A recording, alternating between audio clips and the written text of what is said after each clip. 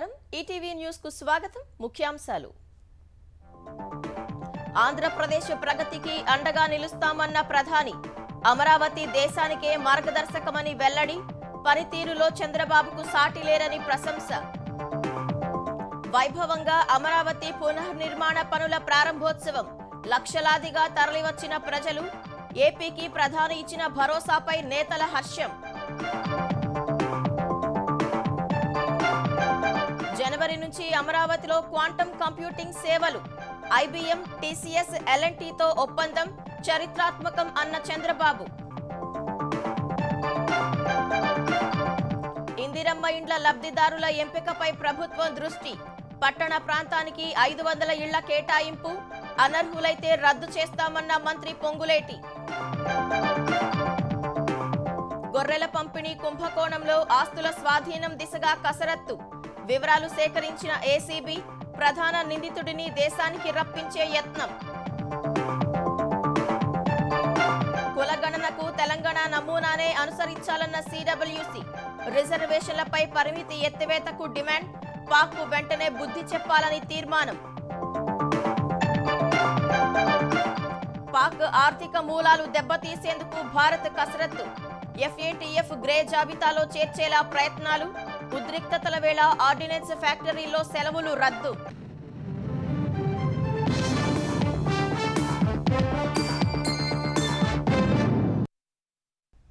అమరావతి పునర్నిర్మాణ పనులకు శంకుస్థాపన చేసిన ప్రధాని నరేంద్ర మోదీ ఆంధ్రప్రదేశ్ ప్రగతికి కేంద్రం తరపున భుజం కాస్తామని హామీ ఇచ్చారు. అమరావతి కేవలం ఒక నగరం కాదని ఏపీని ఆధునిక ప్రదేశ్గా మార్చే శక్తి అని అభివర్ణించారు. ఏపీ ప్రగతికి వికసిత్ భారత్కు అమరావతి బలమైన పునాదులు వేస్తోందన్నారు. 3 ఏళ్లలోనే రాజధాని నిర్మాణం పూర్తి చేసి ప్రధాని చేతుల మీదుగానే ప్రారంభింపచేస్తామని సీఎం చంద్రబాబు ప్రకటించారు. అమరావతిని సర్వశ్రేష్ఠ రాజధానిగా తీర్చిదిద్దుతామని ఉప ముఖ్యమంత్రి పవన్ కళ్యాణ్ స్పష్టం చేశారు.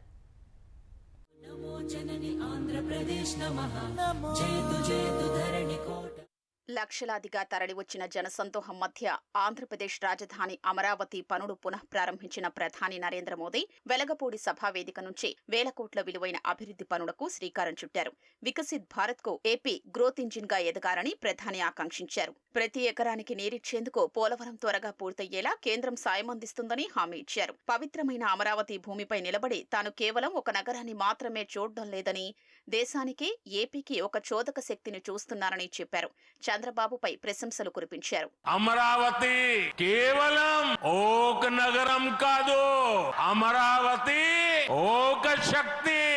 ఆంధ్రప్రదేశ్ ను ఆధునిక ప్రదేశ్ గా మార్చే శక్తి, ఆంధ్రప్రదేశ్ ను अधुनातन प्रदेश का मार्चे शक्ति।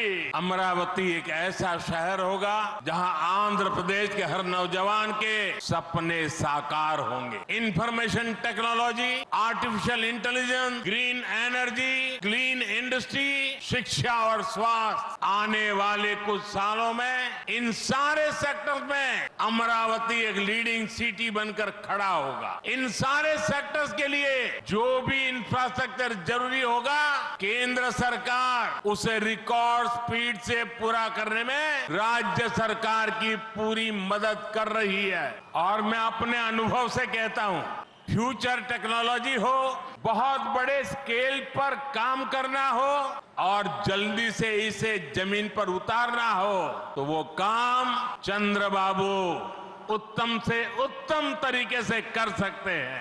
అమరావతిని ప్రపంచ స్థాయి రాజధానిగా నిర్మిస్తామని చంద్రబాబు తెలిపారు. 30% మేర పచ్చదనం ఉంటుందన్నారు. కనీసం 5 లక్షల మంది విద్యార్థులు చదివేలా విద్యా కేంద్రంగా తీర్చిదిద్దుతామని చెప్పారు. 2023లో ప్రధాని ప్రారంభించిన క్వాంటమ్ మిషన్ ను ముందుకు తీసుకెళ్తూ అమరావతి క్వాంటమ్ వ్యాలీని ప్రారంభిస్తున్నట్లు చంద్రబాబు తెలిపారు. అమరావతి ఉద్యమకారులకు సీఎం సెల్యూట్ చేశారు. రాజధానిని 3 ఏళ్లలో పూర్తి చేస్తామని ప్రకటించారు. కేంద్ర సహకారంతో మోదీజీ ఆశీస్సులతో అమరావతి నిర్మాణాల్ని పట్టాలెక్కించాం. 5 కోట్ల ప్రజలు నా రాజధాని అమరావతి అని చెప్పుకునే విధంగా నిర్మాణం చేస్తాం. ఆనరబుల్ ప్రైమ్ మినిస్టర్ ఈ రోజు రీస్టార్ట్ చేశాడు. మళ్ళీ I'm requesting honourable prime minister after 3 years he has to come for inauguration of new capital. We are confident of building within 3 years' time. With your kind cooperation, we will get it done. Amaravati రైతుల త్యాగాలకు జవాబుదారీగా ఉంటామని ఆంధ్రప్రదేశ్ ఉప ముఖ్యమంత్రి పవన్ కళ్యాణ్ తెలిపారు. అమరావతి దేశానికే తలమానికంగా ఉంటుందని, దేశ యువతకు సైతం ఉద్యోగాలు ఇస్తుందని విశ్వాసం వ్యక్తం చేశారు. ఈ వేదిక నుండి మేమందరం మీకు హామీ ఇస్తున్నాం. అమరావతి మళ్ళీ ఒక ప్రపంచ స్థాయి సర్వశ్రేష్ఠ రాజధానిగా ఆవిర్భవిస్తుంది. అమరావతి ఒక ఆర్కిటెక్చరల్ జోన్, ఒక కాంక్రీట్ జంగిల్ గా మిగిలిపోకుండా జవాబుదారీతనం, న్యాయం, ప్రజాస్వామ్యానికి ప్రతీకగా నిలవాలని ఆకాంక్షిస్తున్నాం. ఆపడానికి, పీకడానికి అమరావతి ఎవరి ఇంట్లో పెరటి మొక్క కాదన్న మంత్రి నారా లోకేష్ అమరావతి అన్స్టాపబుల్ అని అన్నారు. అభివృద్ధి వికేంద్రీకరణకు కట్టుబడి ఉన్నట్లు చెప్పారు. ఆంధ్రప్రదేశ్ను పునరుత్తేజం చేసే దిశగా అమరావతి రీస్టార్ట్ వేడుక ఘనంగా జరిగింది. రాజధాని ఇక కొత్త కాంతుల దిశగా పయనిస్తుందనే భరోసాను కల్పించింది. పరిపాలనా భవనాలతో పాటు మౌలిక వస్తుల ప్రాజెక్టులకు అంకురార్పణ జరిగింది. అమరావతిని ఆధునిక మహానగరంగా తీర్చిదిద్దే మహాకృతులో కేంద్రం నుంచి సంపూర్ణ సహకారం ఉంటుందని, తాను భుజం కలిపి పనిచేస్తానన్న ప్రధాని హామీపై హర్షం వ్యక్తమవుతోంది. ఆంధ్రప్రదేశ్ రాజధాని అమరావతి నిర్మాణ పనుల పునః ప్రారంభం ప్రధాని నరేంద్ర మోదీ చేతుల మీదుగా కన్నుల పండుగగా సాగింది. ప్రధాని మోదీ 49,040 కోట్ల విలువైన 74 పనులకు శంకుస్థాపన చేశారు. రాజధాని నిర్మాణ ప్రాజెక్టులు, ఇతర ప్రాజెక్టులు కలిపి 58,000 కోట్ల పనులకు శంకుస్థాపనలు, ప్రారంభోత్సవాలు చేశారు. పహల్గాం ఉగ్రదాడి తర్వాత దేశ భద్రతకు సంబంధించి వరుస సమావేశాలతో ప్రధాని మోదీ తీరిక లేకుండా ఉన్నప్పటికీ అమరావతికి వచ్చి కేంద్రం అండదండ ఏపీకి ఉందనే సంకేతాన్నిచ్చారు. నమో నమో నమో జనని ఆంధ్రప్రదేశ్ నమః, జయతు జయతు ధరణి కోట అమరావతి నమః, నమో నమో నమో జనని ఆంధ్రప్రదేశ్ నమః. మండే ఎండల్ని, వేడిని తట్టుకుని ఆంధ్రప్రదేశ్ నలుమూలల నుంచి తరలివచ్చిన ప్రజల హర్షధ్వానాలు, రాజధానికి భూములిచ్చిన రైతుల జై అమరావతి నినాదాల మధ్య అత్యంత ఆహ్లాదకర వాతావరణంలో కార్యక్రమం జరిగింది. ఉదయం 10 గంటల నుంచే జనం రాక మొదలైంది. మధ్యాహ్నానికి లక్షల సంఖ్యలో ప్రజలు బస్సులు, ప్రైవేటు వాహనాల్లో తరలివచ్చారు. మంగళగిరి రోడ్లు వాహనాలతో బారుడు తీరాయి. అభిమాన నేతల కోసం సాయంత్రం వరకు గ్యాలరీల్లో కూర్చున్నారు. మండు వేసవిలో సైతం జనం భారీగా తరలివచ్చి సభను జయప్రదం చేశారు. ప్రభుత్వం ఎక్కడికక్కడ భోజన ఏర్పాట్లు చేసింది. సాంస్కృతిక కార్యక్రమాలు అలరించాయి.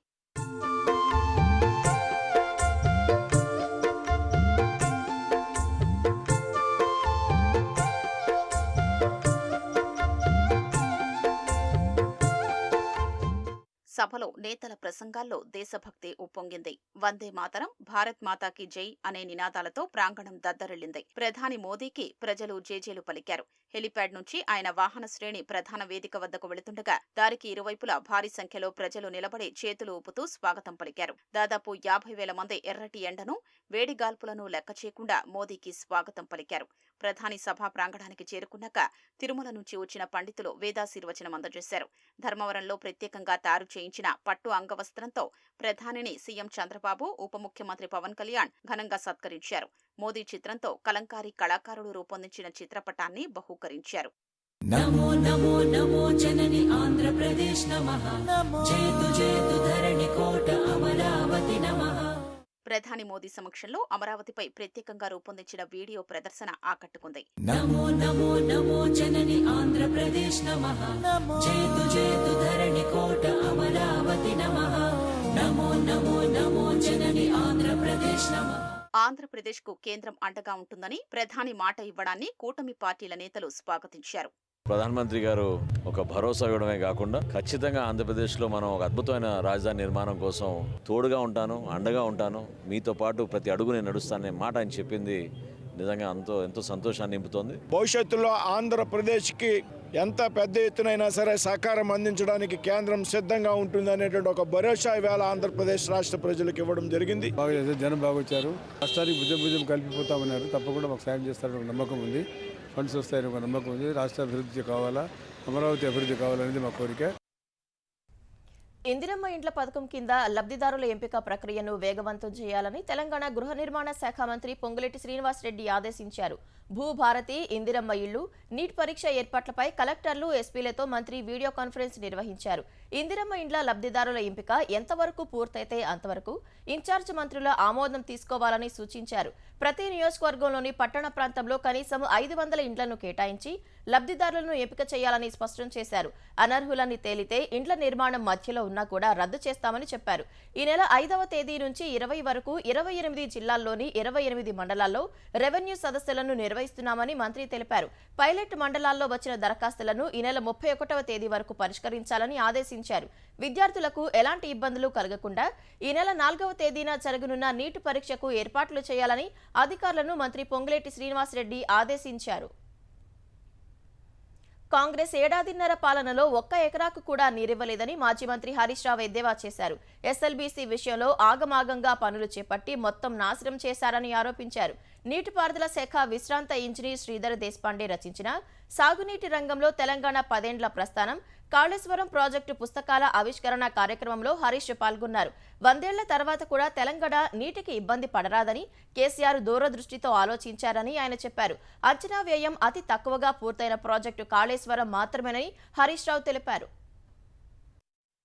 ఇలా ఈ కాళేశ్వరం ప్రాజెక్టు విషయంలో రేవంత్ రెడ్డి గారు, ఈ కాంగ్రెస్ ప్రభుత్వం కుట్ర ఎట్లుందంటే, కేసీఆర్ గారు చేసిన మంచి పనులను నిలబెడితే, వారి మంచి పనిని కొనసాగిస్తే చరిత్ర పుటల్లో కేసీఆర్ గారు నిలిచిపోతారు అనేటువంటి ఒక దుగ్ధతో, రాజకీయంతో ఈరోజు రైతుల ప్రయోజనాలు, రాష్ట్ర ప్రయోజనాలను బలిపెట్టైనా సరే తన రాజకీయ లబ్ధి తనకు ముఖ్యం, రాజకీయంగా లబ్ధి పొందాలనేటువంటి ఇవాళ ప్రయత్నం రేవంత్ రెడ్డి గారు ప్రభుత్వం చేస్తూ ఉంది. తెలంగాణలో గొర్రెల పంపిణీ పథకం కుంభకోణంలో ప్రధాన నిందితుడు సయ్యద్ మొహదుద్దీన్ ఆస్తులను జప్తు చేయడంపై అవినీతి నిరోధక శాఖ ఏసీబీ దృష్టి సారించింది. గొర్రెల పంపిణీ కుంభకోణం విలువ 700 కోట్లుగా గుర్తించిన అవినీతి నిరోధక శాఖ దర్యాప్తు వేగవంతం చేసింది. ఈ పథకానికి అనధికార కాంట్రాక్టర్గా వ్యవహరించిన సయ్యద్ మొహదుద్దీన్ ఏసీబీ కేసు నమోదు చేసిన సమయంలో దుబాయ్ పారిపోయాడు. తర్వాత కుటుంబ సభ్యులను కోకాపేటకు మకాం మార్పించాడు. కుటుంబ సభ్యుల బ్యాంకు ఖాతాకు నగదు బదిలీ చేసినట్లు గుర్తించిన ఏసీబీ కోకాపేటలోని మొహదుద్దీన్ ఇంట్లో సోదాలు చేసింది. తనిఖీల్లో కీలక సమాచారం లభ్యమైనట్లు సమాచారం. మొహదుద్దీన్ కు చెందిన 2 కార్లను స్వాధీనం చేసుకున్నారు. మొహదుద్దీన్ వీసా గడువు ముగిసినట్లు గుర్తించి దుబాయ్లోని భారత ఎంబసీకి సమాచారం పంపే యోచనలో ఉన్నారు. మొహదుద్దీన్ ఆస్తులను జప్తు చేసే దిశగా కసరత్తు ముమ్మరం చేశారు. అతని పేర ఉన్న స్థిరాస్తులతో పాటు వాహనాలను గుర్తించారు. న్యాయ ప్రక్రియ ద్వారా వాటిని ప్రభుత్వ పరం చేయించే కార్యాచరణను చేపట్టారు. కులగణనకు తెలంగాణ నమూనానే అనుసరించాలని కేంద్రాన్ని కాంగ్రెస్ పార్టీ డిమాండ్ చేసింది. రిజర్వేషన్లపై 50% పరిమితి తొలగించాలని, పహల్గాం ఉగ్రదాడి ఘటనలో పాకిస్తాన్కు బుద్ధి చెప్పాలని సిడబ్ల్యూసీ సమావేశంలో తీర్మానించింది. ఉగ్రవాద నిర్మూలన కోసం కేంద్ర ప్రభుత్వం తీసుకోబోయే ఏ చర్యకైనా సంపూర్ణ మద్దతు ఇస్తామని కాంగ్రెస్ ప్రకటించింది. కేంద్రం చేపట్టబోయే కులగణనకు తెలంగాణ ప్రభుత్వం అందించిన విధానాన్ని నమూనాగా తీసుకోవాలని Congress working committee CWC demand చేసింది. కులగణన, పహల్గాం ఉగ్రదాడి ఘటనలపై సిడబ్ల్యూసీ సమావేశంలో కాంగ్రెస్ తీర్మానం చేసింది. ఆ పార్టీ అధ్యక్షుడు మల్లికార్జున ఖర్గే అధ్యక్షతన జరిగిన సిడబ్ల్యూసీ సమావేశానికి సోనియా గాంధీ, రాహుల్ గాంధీ, జయరాం రమేష్, కేసీ వేణుగోపాల్, ప్రియాంక గాంధీ, సీఎం రేవంత్ రెడ్డి సహా అగ్రనాయకులు హాజరయ్యారు. ఉగ్రవాద నిర్మూలన కోసం కేంద్ర ప్రభుత్వం తీసుకోబోయే ఏ చర్యకైనా తాము సంపూర్ణ మద్దతు ప్రకటిస్తామని సిడబ్ల్యూసీ స్పష్టం చేసింది. జాప్యం చేయకుండా కులగణనను వేగంగా పూర్తి చేయాలని స్పష్టం చేసింది. ఇందుకోసం చేసే కసరత్తులో అన్ని రాజకీయ పార్టీల్ని విశ్వాసంలోకి తీసుకోవాలని సూచించింది. కులగణన నిర్వహణ కోసం తెలంగాణ ప్రభుత్వం అనుసరించిన విధానం ఒక సమర్థ, సమ్మిళిత ఫ్రేమ్వర్క్ ని అనుసరిస్తుందని కాంగ్రెస్ వర్కింగ్ కమిటీ నమ్ముతోందని పేర్కొంది. అందువల్ల కేంద్ర ప్రభుత్వం ఖచ్చితంగా ఆ నమూనాను అనుసరించాలని కోరింది. ఎస్సీ, ఎస్టీ, ఓబీసీల రిజర్వేషన్లకు 50% పరిమితిని తొలగించాలని తీర్మానించింది. భారత్లో ఉగ్ర కార్యకలాపాల్ని ప్రోత్సహిస్తున్న పాకిస్తాన్ను శిక్షించేందుకు కేంద్రం దృఢంగా, స్పష్టతతో ఉండాలని కాంగ్రెస్ పార్టీ కోరింది. పహల్గాం ఉగ్రదాడి నేపథ్యంలో పాకిస్తాన్కు బుద్ధి చెప్పాలని సూచించింది.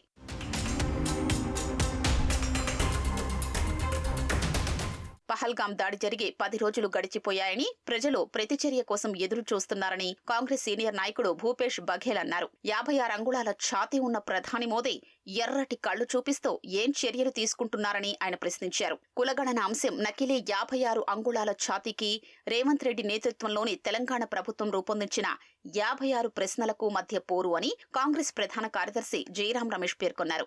కులాల లెక్కలు తెలియజేయడానికే కులగణన పరిమితం కాకూడదని తెలంగాణ సీఎం రేవంత్ రెడ్డి అన్నారు. బడుగు బలహీన వర్గాల స్థితిగతులకు అద్దం పట్టేలా ఉండాలని సూచించారు. తెలంగాణలో ఓబీసీ సామాజిక, ఆర్థిక, రాజకీయ, విద్య, ఉద్యోగ స్థితిగతులు తెలిసేలా కులగణన నిర్వహించినట్లు రేవంత్ రెడ్డి చెప్పారు. అందువల్ల వారు ఇప్పటి వరకు ప్రభుత్వం నుంచి ఎలాంటి ప్రయోజనాలు పొందారు, ఇకపై ప్రభుత్వం ఎలాంటి ప్రయోజనాలు కల్పించగలుగుతుందని తెలుస్తోందని పేర్కొన్నారు. సీమాంతర ఉగ్రవాదాన్ని ఎగదోస్తున్న పాకిస్తాన్ ఆర్థిక మూలాలను దెబ్బతీసేందుకు భారత ప్రభుత్వం కసరత్తు చేస్తుంది. ఆ మేరకు 2 ఆర్థిక దాడులకు ప్రణాళిక రచిస్తోంది. వాటిలో భాగంగా financial action task force FATF grey జాబితాలోకి పాక్ను తీసుకొచ్చేలా ప్రయత్నించే అవకాశాలు ఉన్నాయి. IMF నుంచి పాకిస్తాన్కు అందనున్న $7 బిలియన్ సాయంపై ఆందోళన వ్యక్తం చేయనుంది. భారత్ యత్నాలు సఫలమైతే ఇప్పటికే ఆర్థికంగా చతికిలపడిన పాక్కు శరాఘాతమే కానుంది. మరోవైపు పాక్తో ఉద్రిక్తతల కారణంగా దేశ సైనిక దళాలకు ఆయుధాలను సరఫరా చేసే మ్యూనిషన్స్ ఇండియా లిమిటెడ్కు చెందిన 2 ఆయుధ కర్మాగారాల సిబ్బందికి సెలవులు రద్దు చేశారు. మహారాష్ట్రలోని చంద్రపూర్ జిల్లా కర్మాగారంతో పాటు మధ్యప్రదేశ్లోని జబల్పూర్ జిల్లా ఖమరియాలో ఉన్న ఆర్డినెన్స్ ఫ్యాక్టరీ సిబ్బందికి శుక్రవారం ఈ మేరకు ఆదేశాలు జారీ చేశారు. తాగునీటి కోసం తెలంగాణ, ఆంధ్రప్రదేశ్ రాష్ట్రాల విజ్ఞప్తుల నేపథ్యంలో కృష్ణా నది యాజమాన్య బోర్డు త్రిసభ్య కమిటీ సోమవారం సమావేశం కానుంది. జూలై నెలాఖరు వరకు తాగునీటి అవసరాల కోసం శ్రీశైలం నుంచి 5.7 టీఎంసీలు, నాగార్జున సాగర్ నుంచి 10.5 టీఎంసీలు ఇవ్వాలని తెలంగాణ కోరింది. శ్రీశైలంలో 800 అడుగులు, సాగర్లో 510 అడుగుల కనీస నీటి వినియోగ మట్టం కొనసాగించాలని బోర్డుకు విజ్ఞప్తి చేసింది. మే నెలాఖరు వరకు తాగునీటి అవసరాల కోసం సాగర్ కుడికాలు నుంచి 10 టీఎంసీలు ఇవ్వాలని ఆంధ్రప్రదేశ్ కోరింది. సాగర్ కనీస నీటి వినియోగ మట్టం 505 అడుగుల వరకు కొనసాగిస్తే 16 టీఎంసీలకు పైగా నీరు ఉందని పేర్కొంది. 2 రాష్ట్రాల వెనుతులు భారీగా ఉండటం, జలాశయాల్లో నీటి లభ్యత తక్కువగా ఉన్న నేపథ్యంలో KRMB సోమవారం త్రిసభ్య కమిటీ సమావేశం ఏర్పాటు చేసింది. ఈ సమావేశంలో కృష్ణా బోర్డు సభ్య కార్యదర్శితో పాటు ఇరు రాష్ట్రాల ఇంజనీరింగ్ చీఫ్లు పాల్గొంటారు. అమరావతి కేంద్రంగా 2026 జనవరి 1 నుంచి క్వాంటమ్ కంప్యూటింగ్ కార్యకలాపాలు ప్రారంభించనున్నట్లు ముఖ్యమంత్రి చంద్రబాబు వెల్లడించారు. దేశంలోనే మొదటి అత్యాధునిక క్వాంటమ్ వ్యాలీ టెక్ పార్కును అమరావతిలో నిర్మించనున్నట్లు ప్రకటించారు. IBM సంస్థ 156 క్యూబిక్ హెరాన్ ప్రాసెసర్తో క్వాంటమ్ సిస్టమ్ 2ను నెలకొల్పుతుందన్నారు. ఉండవల్లిలోని సీఎం నివాసంలో శుక్రవారం IBM, TCS, Larsen and Toubro సంస్థలతో ఏపీ సర్కార్ అవగాహన ఒప్పందం కుదుర్చుకుంది. ఒప్పందం దేశానికే చరిత్రాత్మకమన్న చంద్రబాబు అమరావతిని క్వాంటమ్ వ్యాలీగా తీర్చిదిద్దాలని నిర్ణయించామని వివరించారు. హైదరాబాద్లో హైటెక్ సిటీని 15 నెలల్లో నిర్మించామన్న ఆయన అదే స్ఫూర్తితో తక్కువ సమయంలో క్వాంటమ్ వ్యాలీని నిర్మించాలని సూచించారు. ఇప్పటికే L&T సంస్థకు స్థలాన్ని కేటాయించామన్న చంద్రబాబు అందులో మౌలిక వస్తువులను వేగంగా అభివృద్ధి చేయాలని సూచించారు. పర్యవేక్షణకు 2 ప్రత్యేక కమిటీలను ఏర్పాటు చేస్తామని తెలిపారు. సింహాచలం చందనోత్సవంలో గోడకూలి 7 మృతి చెందిన ఘటనపై ప్రభుత్వం ఏర్పాటు చేసిన త్రిసభ్య కమిషన్ ప్రాథమిక విచారణ పూర్తి చేసింది. నేడు ప్రభుత్వానికి నివేదికను అందజేయనుంది. 2వ రోజున త్రిసభ్య కమిటీ విశాఖ సర్క్యూట్ హౌస్లో 20 మందిని విచారించింది. ప్రమాదం ఎలా సంభవించింది, కారణాలను అడిగి తెలుసుకుంది. ఒక్కొక్కరితో మాట్లాడి స్టేట్మెంట్లు నమోదు చేసింది. జిల్లా కలెక్టర్ హరేంద్ర ప్రసాద్, సిపి శంకబ్రత బాగ్చీల నుంచి అధికారులు వివరాలు సేకరించారు. మరోవైపు త్రిసభ్య కమిషన్ విచారణ జరుపుతుంటే ఏపీ పర్యాటకాభివృద్ధి సంస్థ ఈఈ రమణ దానికి హాజరు కాకుండా పనుల నిమిత్తం అరకు వెళ్లిపోయారు. దీన్ని త్రిసభ్య కమిటీ తీవ్రంగా పరిగణించింది. గోడ నిర్మాణంలో లోపాలను గుర్తించిన కమిషన్ సింహాచలం దేవస్థానం, దేవాదాయ శాఖ, ఏపీ పర్యాటకాభివృద్ధి సంస్థ ఇంజనీరింగ్ ఉద్యోగులపై చర్యలకు సిఫార్సు చేయనున్నట్లు సమాచారం. 8 నుంచి 10 మంది గుత్తేదారులపైన చర్యలు ఉండవచ్చని తెలుస్తోంది. ప్రాథమిక నివేదికను నేడు ప్రభుత్వానికి అందించనున్న 3 సభ్యుల కమిటీ మరోసారి పూర్తిస్థాయి విచారణ జరిపి నెల రోజుల్లో తుది నివేదిక సమర్పిస్తామని తెలిపింది. మద్యం కుంభకోణంలో మొత్తం కుట్ర రూపకల్పనకు ప్రధాన సూత్రధారి ఎవరు అని రాజు కేసిరెడ్డిని సిట్ అధికారులు ప్రశ్నించారు. కేసిరెడ్డిని వారం రోజుల పాటు సిట్ కస్టడీకి ఇవ్వడంతో తొలి రోజైన శుక్రవారం 7 గంటల పాటు ప్రశ్నించారు. చాలా ప్రశ్నలకు ఆయన తప్పించుకునే రీతిలో సమాధానాలిచ్చారు. మద్యం సరఫరా కంపెనీలు, డిస్టిలరీల నుంచి ప్రతి నెల 50 నుంచి 60 కోట్లు ఎలా వసూలు చేసేవారు, ఆ సొమ్మును ఏ రూపాల్లో ఎవరెవరికి ఇచ్చేవారు, అంతిమంగా ఆ సొత్తు ఎవరికి చేరింది, ప్రధాన సూత్రధారి ఎవరు అంటూ ప్రశ్నలు సంధించారు. తొలి రోజు విచారణకు రాజు కేసిరెడ్డి పెద్దగా సహకరించలేదు. మద్యం కుంభకోణంలో కీలకంగా వ్యవహరించిన భూనేటి చాణక్యను నేటి నుంచి ఈ నెల 7 వరకు సిట్ కస్టడీకి ఇస్తూ ఏసీబీ న్యాయస్థానం ఆదేశాలిచ్చింది. ఈ నేపథ్యంలో తొలుత విడివిడిగా, తర్వాత ఇద్దరిని కలిపి విచారించాలని అధికారులు నిర్ణయించారు. ఇదే కేసులో అరెస్టైన రాజు కేసిరెడ్డి ప్రధాన అనుచరుడు దిలీప్ కౌ ఈ నెల 6వ తేదీ వరకు కోర్టు జ్యుడిషియల్ రిమాండ్ విధించింది. తెలంగాణ బ్రాండ్ ఇమేజ్ పెంచేలా, ప్రపంచ దృష్టిని ఆకర్షించేలా మిస్ వరల్డ్ పోటీలను నిర్వహించేందుకు తెలంగాణ సర్కార్ ఘనంగా ఏర్పాట్లు చేస్తుంది. మిస్ వరల్డ్ పోటీలో పాల్గొనేందుకు 120 దేశాల అందగత్తెలు నేటి నుంచి ఈ నెల 8 వరకు హైదరాబాద్ రానున్నారు. వారు ఈ నెల 18వ తేదీ వరకు తెలంగాణలోని వివిధ ప్రాంతాలను సందర్శించి విశేషాలను తెలుసుకునేలా ప్రభుత్వం ప్రణాళిక సిద్ధం చేసింది. మే 17న ప్రపంచంలోనే పెద్ద ఫిల్మ్ సిటీలలో ఒకటిగా గుర్తింపు పొందిన ప్రఖ్యాత రామోజీ ఫిల్మ్ సిటీని ముద్దుగుమ్మలు సందర్శిస్తారు. ఈ నెల 20 నుంచి 26 వరకు అందగత్తెలకు వివిధ రకాల పోటీలు నిర్వహిస్తారు. ఆయా పోటీల్లో అత్యుత్తమ ప్రతిభ కనబరిచిన వారితో మే 31న మిస్ వరల్డ్ గ్రాండ్ ఫినాలే పోటీలు నిర్వహించనున్నట్లు తెలంగాణ ప్రభుత్వం ప్రకటించింది. పోటీల దృష్ట్యా పకడ్బందీగా భద్రతా ఏర్పాట్లను చేయాలని డీజీపీ జితేందర్ పోలీసు అధికారులను ఆదేశించారు. డ్రగ్స్ ముఠాలపై నార్కోటిక్ కంట్రోల్ బ్యూరో ఎన్సీబీ ఉక్కుపాదం మోపుతోందని అమిత్ షా తెలిపారు. గత 4 నెలల్లో దేశంలోని 4 రాష్ట్రాల్లో ఎన్సీబీ 547 కోట్ల రూపాయల విలువైన మాదక ద్రవ్యాలను స్వాధీనం చేసుకుందని సామాజిక మాధ్యమం ఎక్స్లో పోస్టు చేశారు. మాదక ద్రవ్యాల అక్రమ రవాణాకు పాల్పడుతున్న 15 మందిని అరెస్టు చేసినట్లు చెప్పారు. మాదక ద్రవ్యాల పట్ల జీరో టాలరెన్స్ విధానంలో భాగంగా దిల్లీ, హిమాచల్ ప్రదేశ్లోని ఒక డిస్ట్రిబ్యూటర్ నుంచి 1.36 కోట్ల విలువైన సైకోట్రోపిక్ మాత్రలను స్వాధీనం చేసుకున్నట్లు అమిత్ షా వివరించారు. ఉత్తరాఖండ్ హరిద్వార్లోని ఒక తయారీ సంస్థ నుంచి 11,693 కోడైన్ ఆధారిత దగ్గు సిరప్ బాటిళ్లు, 2.9 కిలోల ట్రెమడాల్ పౌడర్ను ఎన్సీబీ స్వాధీనం చేసుకుందని తెలిపారు. శుక్రవారం ఢిల్లీలో ఈదురుగాలులతో కూడిన వర్ష బీభత్సానికి వేర్వేరు ప్రమాదాల్లో 3 చిన్నారులు సహా 5 ప్రాణాలు కోల్పోయారు. నజాఫ్గఢ్లోని ఖర్కారీ నహర్ గ్రామంలో ఉదయం ఒక ఇల్లు కూలి మహిళ, ఆమె 3 పిల్లలు మృతి చెందారు. భర్త గాయాలతో బయటపడ్డారు. నైరుతి ఢిల్లీలోని గ్రీన్ పార్క్ ప్రాంతంలో ఓవర్ హెడ్ వైర్ తెగిపడి ఉన్న ఇనుప గేట్ను తాకడంతో 25 ఏళ్ల వ్యక్తి విద్యుద్ఘాతానికి గురై మరణించాడు. ఢిల్లీలో గంటకు 80 కిలోమీటర్ల వేగంతో వీచిన గాలులకు చెట్లు విరిగిపడి అనేక వాహనాలు దెబ్బతిన్నాయి. కుండపోత వర్షంతో Minto road, ITO, Dhaula Kuan, Indraprastha, ring road, R K Puram, Laxmi Nagar, south extension, Chirag ఢిల్లీలో లోతట్టు ప్రాంతాలు జలమయమయ్యాయి.